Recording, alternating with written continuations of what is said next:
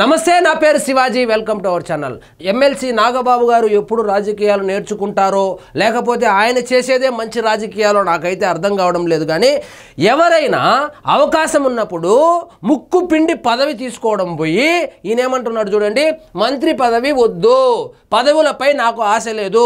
ఒక రాజకీయ నాయకుడు మాట్లాడకూడనటువంటి ఒకే ఒక మాట ఏంటంటే, నాకు పదవి పైన ఆశ లేదు, నాకు పదవి వద్దు, నేను సమాజ సేవ చేయడానికి రాజకీయాల్లోకి వచ్చానంటే జనాలు నమ్మరు. ఇది బేసిక్ తంబ్రూలు. నేను ముఖ్యమంత్రి అవడానికి వచ్చాను, నేను మంత్రి అవడానికి వచ్చాను, నేను ఎమ్మెల్యే అవడానికి వచ్చాను, నేను ఎంపీ అవడానికి వచ్చాను అంటేనే జనాలు ఇష్టపడతారు, నమ్ముతారు, ఓట్లు వేస్తారు. అందుకు ప్రత్యక్ష ఉదాహరణే జగన్మోహన్ రెడ్డి గారు. జగన్మోహన్ రెడ్డి గారు పాదయాత్ర చేస్తున్నప్పుడు ఒకటే మాట అనేవాళ్ళు, ఏం బాధపడద్దండి, మన గవర్నమెంట్ వస్తుంది, నేను ముఖ్యమంత్రి అవుతాను, మీ కష్టాలన్నీ తీరిపోతాది అని చెప్పేవాడు. 100 రూపాయలు పని అడిగినా కూడా ఆయన ముఖ్యమంత్రి అయినాకనే చేస్తానని చెప్పేవాడు, నేను ముఖ్యమంత్రి అవుతాననే చెప్పేవాడు. 11 సీట్లు వచ్చి అధపాతాళంలోకి పడిపోయినా కూడా ఇప్పుడు పోయి మైక్ పెట్టినా నేను ముఖ్యమంత్రి కాబోతాను, 2029లో వచ్చేది వైఎస్ఆర్సీపీ గవర్నమెంటే అంటాడు. కానీ ఇక్కడ అందుకు భిన్నంగా నాగబాబు గారు నిన్న వైజాగ్లో హరిహర వీరమల్లు సినిమాకు సంబంధించి అక్కడ సినిమా చూడ్డానికైతే వెళ్ళారు. వెళ్ళి కాసేపు జనసేన కార్యకర్తలతో ముఖాముఖి కార్యక్రమం, అదేవిధంగా జనసేన నాయకులను కూడా కలవడం జరిగింది. ఆ కార్యక్రమంలో పదవులపై నాకు ఆశ లేదు, ఆల్రెడీ ఈయనకు పదవి ఇవ్వడానికి చంద్రబాబు నాయుడు గారు ఆల్రెడీ పేపర్లో కూడా రాసి చేశాడు.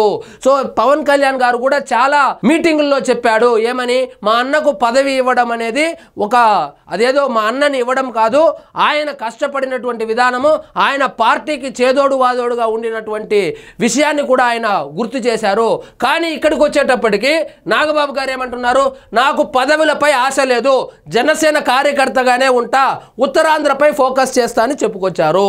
సో ఈయన స్ట్రాటజీ అయితే నాకు అర్థం కాలేదు. లేదా ఆల్రెడీ ఫిక్స్ అయిపోయి మంత్రి పదవి అయితే రాబోతుందని చెప్పి మాట వరుసకి ఇలా చెప్పాడా, లేకపోతే ఇలాంటి స్టేట్మెంట్లు ఇచ్చినప్పుడు ఏమవుతుందంటే ఈయనకి బలవంతంగా కట్టబెట్టారు, ఆయనకు ఇష్టం లేకుండా కూడా కట్టబెట్టారు అనేటువంటి ఒక అస్త్రాన్ని కూడా వైఎస్ఆర్సీపీ వాళ్ళ చేతికి ఇచ్చినట్లయితుంది. నెలకు 10 రోజులు వైజాగ్లోనే త్వరలోనే పార్టీ మెంబర్షిప్ డ్రైవ్, సభ్యత్వాలు చేసిన వారికే కార్పొరేషన్ పోస్టులు. ఇదైతే మంచి పరిణామం అని చెప్పవచ్చు. కష్టపడిన వాళ్ళకే పదవులు రావాలి.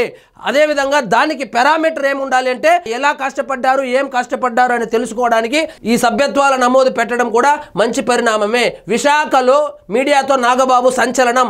అదేవిధంగా జగన్మోహన్ రెడ్డి గారు ఇంక 20 సంవత్సరాలు వచ్చేది లేదు, సచ్చేది లేదు, కూటమి ప్రభుత్వమే ఇంకొక 20 సంవత్సరాలు ఆంధ్రప్రదేశ్ని పరిపాలించబోతుందని కూడా చెప్పుకొచ్చారు. హాట్ టాపిక్ గా మారిన పవన్ బ్రదర్ కామెంట్స్. ఎప్పటి నుంచో పెండింగ్ లో నాగబాబు మంత్రి పదవి, తనకు పదవుల మీద ఎలాంటి ఆశ లేదని జనసేన నేత నాగబాబు స్పష్టం చేశారు. సోమవారం ఆయన విశాఖపట్నంలో మీడియాతో మాట్లాడుతూ తనకు పదవులపై ఆశ లేదు కానీ జనసేన కార్యకర్తగా ఉండడమే ఇష్టమన్నారు. సో ఇలాంటి స్టేట్మెంట్లు దయచేసి నాగబాబు గారు ఇవ్వకుండా ఉంటే మంచిది. మరి ఆయన ఏ స్ట్రాటజీతో ముందుకెళ్తున్నారో మనకు తెలియదు, కానీ రాజకీయాల్లో ఇలాంటి స్టేట్మెంట్స్ ఇవ్వడము అంత మంచి పద్ధతి కాదు. కూటమి ప్రభుత్వం ఏర్పడ్డాక జనసేనలో ఎటువంటి కమిటీలు వేయలేదని, ఈ విషయంలో జన సైనికులు ఓర్పుతో పార్టీకి అండగా నిలబడాలని పిలుపునిచ్చారు. త్వరలోనే జనసేన పార్టీ సభ్యత్వాలు ప్రారంభమవుతాయన్నారు. జనసేన సభ్యత్వము ఏ కార్యకర్త ఎక్కువ చేస్తారో వారికే నామినేటెడ్ పదవులు వస్తాయని వ్యాఖ్యానించారు నాగబాబు. వైఎస్ఆర్ కాంగ్రెస్ పార్టీని, ఆ పార్టీ నేతలను ఏమని తిట్టాలో కూడా అర్థం కాలేదని అన్నారు. పార్టీ ప్రభుత్వంపై వైసీపీ విష ప్రచారాన్ని తిప్పికొట్టాలని జన సైనికులకు పిలుపునిచ్చారు. వైసీపీ నేతలు హరిహర వీరమల్లు సినిమాపై వైసీపీ చేసే ప్రచారం దుర్మార్గమని ఆవేదన వ్యక్తం చేశారు. సో ఇక మీదట జనసేన పార్టీలో కష్టపడే వాళ్ళకే పదవులు ఉంటాయి.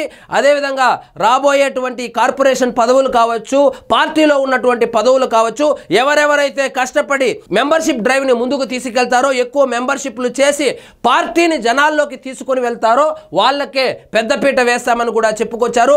అదేవిధంగా ఇన్ఛార్జులు లేని నియోజకవర్గాలకు ఇన్ఛార్జులు, అదేవిధంగా కమిటీలు కూడా వేస్తాము. ఇక మీదట నేను నెలకు 10 రోజులు వైజాగ్లోనే ఉంటాను అని చెప్పి వైజాగ్కు సంబంధించి ఆ 3 జిల్లాలకు సంబంధించినటువంటి నాయకులతో, కార్యకర్తలతో నేను ప్రతి నెల నేను సమావేశం అవుతాను, 10 రోజులు ఇక్కడే అందుబాటులో ఉంటాను, ఇక మీదట మనం పార్టీ బలోపేతం మీద దృష్టి పెడదామని చెప్పుకొచ్చారు. కానీ పర్సనల్గా మాత్రము నాకు ఎటువంటి పదవులపైన ఆశ లేదని చెప్పారు. ఇస్తే తీసుకుంటానన్నా చెప్పిండాలి, అది కూడా చెప్పలేదు. మంత్రి పదవి వద్దు అన్నట్లు, నాకు పదవుల మీద ఆశ లేదన్నట్లయితే చెప్పుకొచ్చారు. కానీ చంద్రబాబు నాయుడు గారు లేఖే రిలీజ్ చేశారు, నాగబాబు గారికి మంత్రి పదవి ఇవ్వబోతున్నట్లు. అదేవిధంగా పవన్ కళ్యాణ్ గారు కూడా పలు సందర్భాల్లో నాగబాబు గారికి ఎందుకు మంత్రి పదవి ఇవ్వాలని కూడా ఎక్స్ప్లెనేషన్ కూడా ఇవ్వడం జరిగింది. మరి మంత్రి పదవి నాగబాబు గారిని వరించనుందా లేదా అని తెలియాలంటే ఇప్పుడు రాబోయేటువంటి మంత్రివర్గ విస్తరణ ఏదైతే ఉందో, మంత్రివర్గ విస్తరణ ఉంటుందా లేదా అనేటువంటిది కూడా ఇంకా క్లారిటీ లేదు. మరి నాగబాబు గారికి మంత్రి పదవి వస్తుందా రాదా అనేది తెలియాలంటే వేచి చూడవలసిందే. సో ఇదండి ఈరోజు మన టాపిక్. మీకు ఈ వీడియో నచ్చినట్లయితే లైక్ చేయండి, షేర్ చేయండి, ఛానల్ మాత్రం సబ్స్క్రైబ్ చేసుకోవడం మర్చిపోవద్దు.